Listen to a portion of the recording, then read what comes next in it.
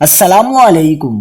کراچی میں پھر شدید احتجاج، بلوچ کالونی کے اطراف میں بجلی کی بندش پر شہری سڑکوں پر نکل آئے۔ کیا آپ حالات حاضرہ سے آگاہی حاصل کرنا چاہتے ہیں؟ خبر کے پیچھے چھپے اصل حقائق جاننا چاہتے ہیں تو ابھی سبسکرائب کیجئے جلمل پاکستان کو اور ساتھ ہی گھنٹی کے نشان پر کلک کر دیں۔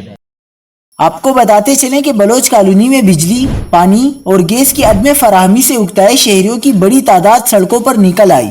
کراچی کے علاقے عمر کالونی بلوچ پاڑہ کے رہائشیوں نے بجلی کی بندش کے خلاف بلوچ کالونی پل پر شدید احتجاج کیا۔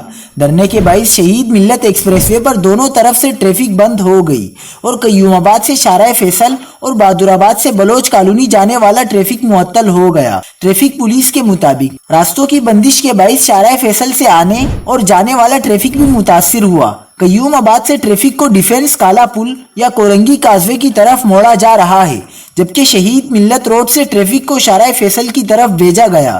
کئی الیکٹرک ذرائع کے مطابق واجبات کی عدم ادائیگی پر علاقے کی پی ایم ٹی سے بجلی منقطع ہے۔ ذرائع کا مزید کہنا ہے کہ شہری بل جمع کرا دیں تو بجلی کی بلا تعطل فراہمی کی جائے گی۔